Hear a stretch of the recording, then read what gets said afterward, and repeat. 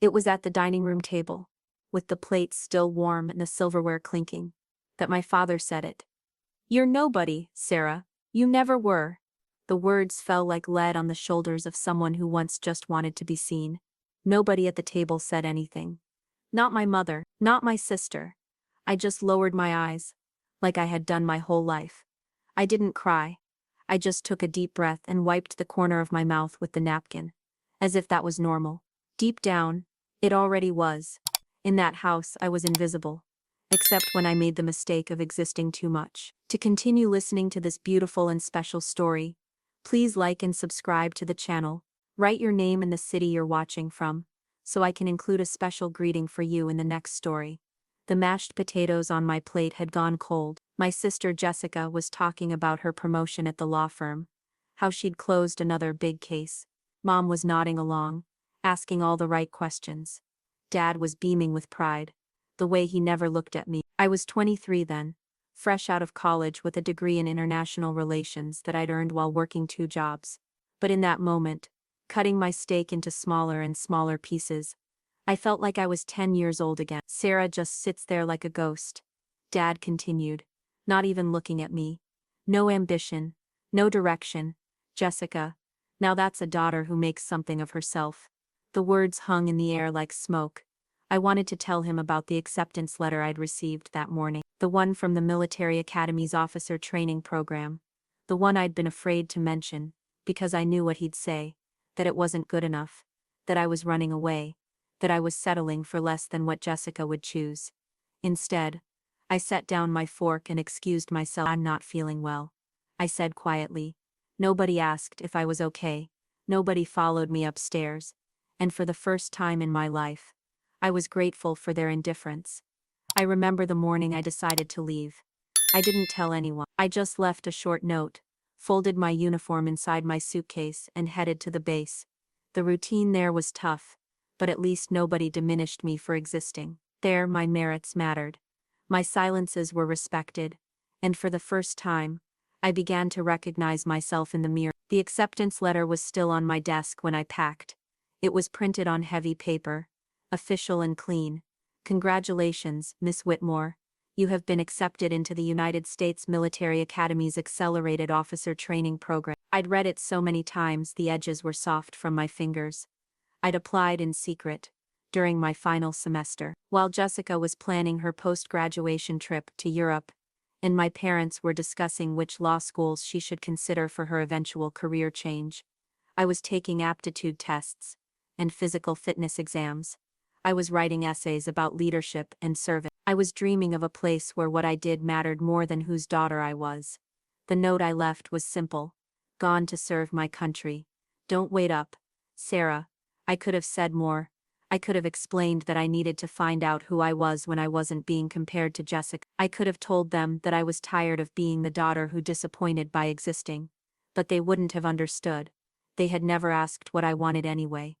The drive to the academy took 6 hours. 6 hours of highway and hope, of wondering if I was making the biggest mistake of my life, or the first right decision. When I saw the gates, the flags, the young people in uniform walking with purpose, I knew.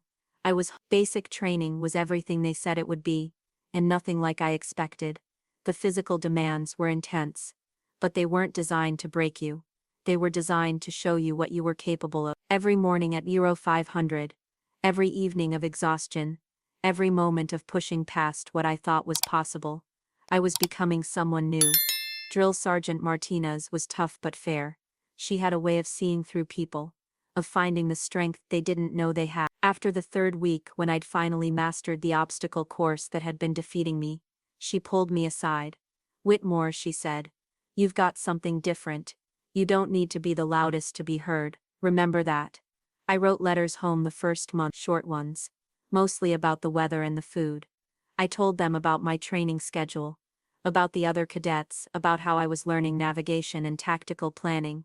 I didn't mention that I was excelling. I didn't mention that my instructors had noticed my aptitude for strategy, my calm under pressure, my ability to see solutions others missed. The letters I sent went unanswered. Not one reply, not even from Mom, who used to send care packages when I was away at college. I told myself it didn't matter. I told myself I was building a new life, one where my worth wasn't measured by their attention. But late at night, in my narrow bunk, listening to the quiet breathing of my fellow cadets, I wondered if they even noticed I was gone. If Dad had looked up from his newspaper when Mom mentioned my letters. If Jessica had asked where I was when she called home from her new job. By the end of basic training, I stopped writing. I stopped wondering. I focused on becoming the officer I was meant to be. Chapter 4. The uniform that fit like identity. 2 years passed before I went home for the first time. I was Lieutenant Whitmore then, with ribbons on my chest and confidence in my step. I'd served 1 deployment, led a team through a complex humanitarian mission, and earned the respect of my superior officers. I was someone, just not to the people who were supposed to love me first. The visit was for Jessica's engagement party. Mom had called the base, somehow tracked down my commanding officer, and left a message that I was expected to attend. Not invited. Expected. As if I were still the girl who cleaned up after family dinners and smiled when they forgot my birthday. I arrived in civilian clothes, a simple black dress, my hair down instead of in its regulation bun. I looked normal, I thought, like any other daughter coming home for a family celebration. But the moment I walked through the front door, I felt myself shrinking back into the invisible girl they remember. "Oh, Sarah's here," Jessica said, not looking up from the catering menu she was reviewing with Mom. "That's nice." Dad was in his chair, reading the financial section. He glanced at me over his glasses. "You look thin," he said. "Military food must be terrible." "Not how are you?" Or "we missed you." Or "tell us about your service." Just a comment about my appearance, as if I were a piece of furniture that looked slightly different than he remembered. I spent the weekend observing them. Jessica's fiancé was a successful banker, someone Dad approved of completely. They talked about wedding venues and honeymoon destinations, about the house they were buying in the suburbs, about their 10-year plan for children and investments. It was a good life, a safe life, a life that would make perfect sense to anyone looking from the outside. But I watched Jessica during the quieter moments. When she thought no one was looking, she seemed tired. Not physically tired, but tired in a way that sleep couldn't fit. When her fiancé talked about their future, she smiled and nodded, but her eyes were somewhere else. I wondered if she was happy. I wondered if she ever thought about what she wanted, separate from what everyone expected her to want. But I didn't. We weren't the kind of sisters who talked about real things. I didn't tell them about the commendation, or the promotion, or the fact that I'd been selected for advanced leadership training at the War College. I didn't mention that I'd been invited to brief Congress on military logistics, or that my commanding officer had recommended me for early promotion to captain. When I returned to base after Jessica's engagement party, I threw myself into my work with renewed focus. I was leading a team of 12 now, responsible for coordinating multi-agency operations that kept people safe in ways they'd never know about. It was challenging work, work that mattered, work that used every part of my brain and my training. My team respected me. They called me LT with genuine affection. And when I made decisions, they followed them without question, because they trusted my judgment. Colonel Sanders, my commanding officer, had started including me in high-level briefings, asking for my input on strategy and plan. "Whitmore," he said one afternoon, after a particularly complex mission had gone exactly according to my plan, "you have an intuitive understanding of systems thinking. Have you considered applying to the Strategic Studies program?" I had been thinking about. The program was highly competitive, reserved for officers who showed exceptional promise for senior leadership. It would mean another year of intensive study, but it would also position me for the kind of career I was beginning to envision for myself, a career where I could make real decisions, where my ideas could shape policy, where I could serve my country at the highest levels. The application process was rigorous: essays, interviews, recommendations, psychological evaluation. I spent months preparing, refining my thoughts about leadership and strategy, articulating my vision for military innovation and reform. I didn't tell anyone I was applying, not even my closest friends at the base. I'd learned not to count on support from the people who were supposed to care about my dream. When the acceptance letter came, I read it 3 times before it sank in. I'd been selected, not just selected, but ranked in the top 5% of applicants. I was going to study at the War College, with some of the brightest minds in military leadership. I called home to share the news. Mom answered, distracted. Oh, that's nice, dear. Jessica just got promoted to partner. We're so proud. 3 years later, the letter arrived at my parents' house by mistake. Heavy paper, embossed with the university's seal, Lieutenant Sarah Whitmore, Department of Defense Distinguished Graduate. Mom called me, confused. Sarah, there's mail for you here. Something about a ceremony? I'd graduated summa cum laude from my master's program while serving active duty. The thesis I'd written on military logistics and humanitarian aid had been selected for publication in the Strategic Review. My professors had nominated me for the university's highest honor for graduate students, the Distinguished Service Award. It was given to only one graduate each year, someone who embodied the university's values of scholarship, leadership, and service. I hadn't told my family about any of it. Why would I? They'd never asked about my education, my career, my life beyond their dinner table conversations. Jessica's accomplishments were discussed endlessly. Every case she won, every client she impressed, every step up the corporate ladder. My achievements were met with polite nods and quick changes of subject. But the ceremony was different. It was being held at the university's annual donor gala, a black tie event that honored major contributors to the school. My parents had been attending for years, ever since Dad's company became a significant donor. They knew nothing about my connection to the event, nothing about why my name would be called from the podium. The invitation was for me and a guest. I thought about not going. I thought about letting them give the award to someone else, someone whose family would be proud to see them honored, but Colonel Sanders had made it clear that this wasn't optional. This reflects well on the service. Lieutenant, you'll be there. So I went, alone, in my dress blue uniform, with my ribbons and my rank insignia, representing everything I'd become without their help or their approval. The ballroom was full of people in tuxedos and evening gowns, donors and faculty, and distinguished alumni. I saw my parents almost immediately, seated at a prominent table near the front. Dad was holding court, telling some story that had the other guests laughing. Mom was elegant in navy blue, playing the perfect hostess. They didn't see me come in. I found my assigned seat at the head table, reserved for the evening's honorees. The place card read, Lieutenant Sarah Whitmore, USAF, Distinguished Graduate. I sat down quietly, watching them across the room, wondering if they'd notice me eventually. Dinner was elegant, multiple courses with wine pairings and quiet conversation about university programs and donor initiatives. I spoke when spoken to, answered questions about my service, with the practiced responses I'd developed for official function. The other honorees were impressive. A Nobel laureate, a federal judge, a CEO who'd endowed a new scholarship program. I belonged here. I knew that now, in a way I'd never been certain about anything before. These were serious people, doing important work, and I was one of them. The girl who'd been invisible at her family's dinner table was sitting at the head table of one of the country's most prestigious universities, about to be honored for her achievements. Halfway through the main course, I saw Dad notice me. He did a double take, squinting across the room. I watched him lean over to Mom, pointing in my direction. She looked confused, then shocked. They both stared for a long moment, trying to reconcile the daughter they thought they knew, with the uniformed officer sitting with the evening's distinguished guests. Dad got up. He walked across the ballroom with purpose, the way he did everything. Confident, entitled, ready to take control of whatever situation he'd discovered.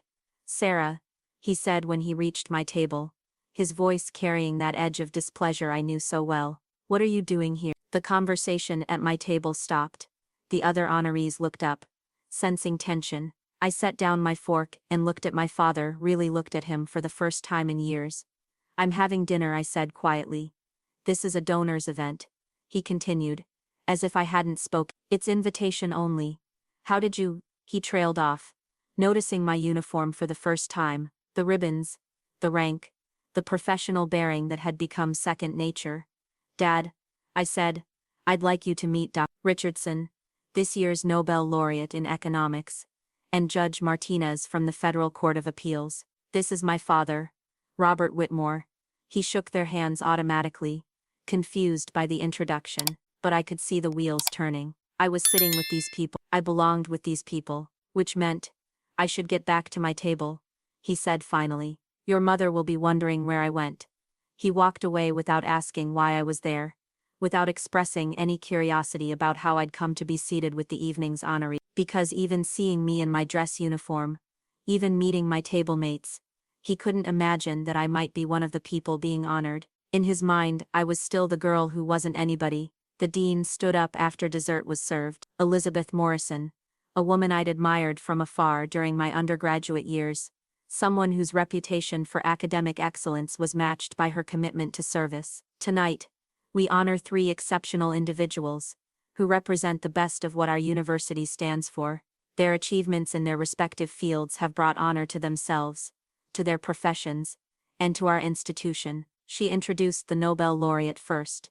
The applause was thunderous. He spoke briefly about the importance of academic freedom and the responsibility that comes with knowledge. Then Judge Martinez, whose career had been defined by her commitment to justice and equality, another standing ovation. Our final honoree, Morrison continued, represents a new generation of scholar warriors, individuals who combine intellectual rigor with practical service to our nation. Lieutenant Sarah Whitmore, graduated summa cum laude from our International Relations program, before entering military service. While serving on active duty, she completed her master's degree in strategic studies, producing a thesis that has already influenced policy at the highest levels of government. I could feel the eyes of everyone in the ballroom turning toward me, including my parents. Lieutenant Whitmore has served with distinction in complex humanitarian missions, has briefed members of Congress on critical national security issues, and has been selected for promotion to captain ahead of her peer group. She embodies the university's commitment to educating leaders who will shape our world for the better.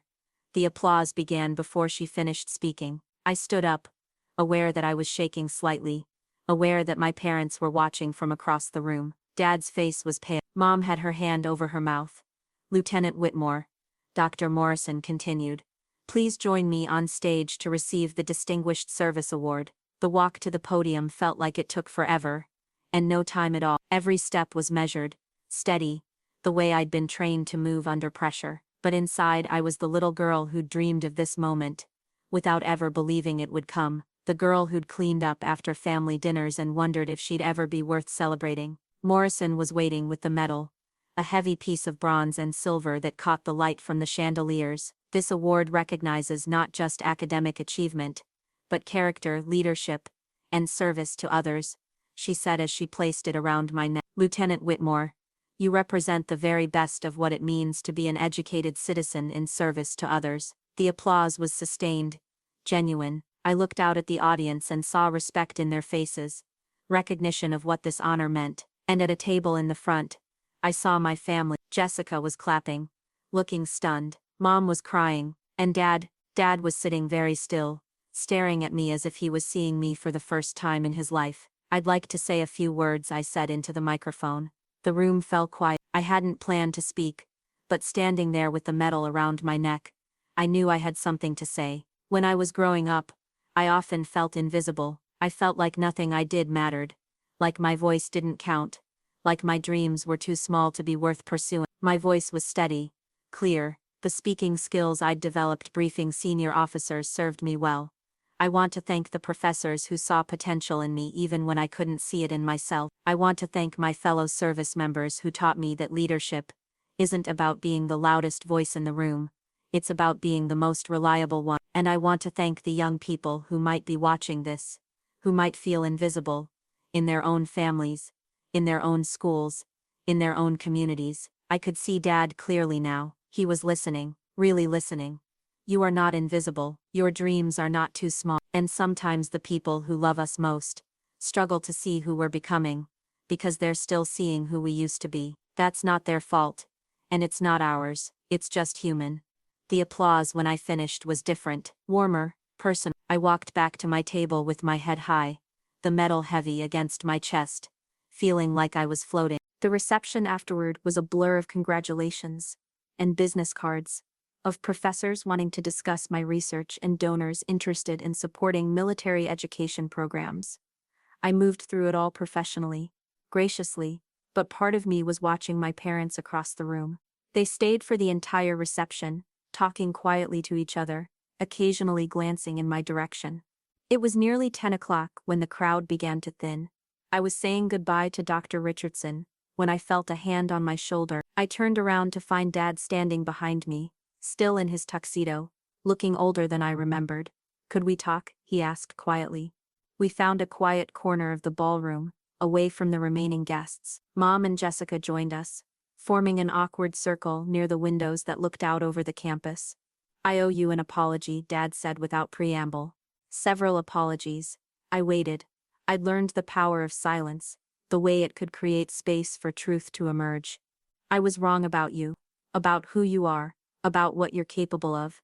I was so focused on what I thought success looked like, that I couldn't see the success you were creating for yourself." His voice was quiet, rougher than usual. "When I said you were nobody, Sarah, that was about my failures as a father, not about who you are. You were never nobody. You were just becoming somebody I was too blind to see." Mom reached for my hand. "We're so proud of you," she said, tears in her eyes. "We've always been proud, we didn't know how to show it." Jessica stepped forward. "I need to apologize too. I got so used to being the daughter who succeeded, that I never noticed I wasn't the only daughter who was succeeding. You were just doing it quietly, in your own way." The conversation that followed was different from any we'd ever had. Real in a way, our family had never been real before. They asked questions about my service, about my education, about my plans for the future. They listened to my answers. They seemed genuinely interested in who I'd become. "What's next for you?" Dad asked, as we walked toward the parking garage together. "I've been selected for the Strategic Studies program at the War College," I said. "It's a year-long fellowship for officers being considered for senior leadership positions." "That sounds like a big honor," he said. "It is." We reached my car first, a modest sedan, practical and reliable, like everything else in my military life. Dad looked at it, then at me in my uniform with my medal still around my neck. "Sarah," he said, "I know I can't undo the things I've said, the ways I've made you feel small, but I want you to know, tonight, watching you up there, I've never been more proud to be someone's father." I hugged him then. For the first time in years I hugged my father, and he hugged me back like he meant it. "You were never nobody," he whispered. "You were always somebody." I was just too foolish to see it. I drove back to the base that night with the medal on the passenger seat, catching the light from the street lamps. I thought about the girl who'd left a note on her bedroom dresser all those years ago. The girl who'd felt invisible and unwanted. She was still part of me, would always be part of me, but she wasn't all of me anymore. I was Lieutenant Sarah Whitmore, soon to be Captain Whitmore. I was a scholar and a soldier, a leader and a daughter, a woman who'd learned that sometimes the most powerful thing you can do is trust yourself enough to walk away from people who can't see your worth, and then become so undeniably valuable that they have no choice but to see you clearly. The note I'd left all those years ago had said, "Don't wait up," but they had waited. In their own imperfect way, they'd been waiting for me to come home as the person I'd always been meant to be. And tonight, finally,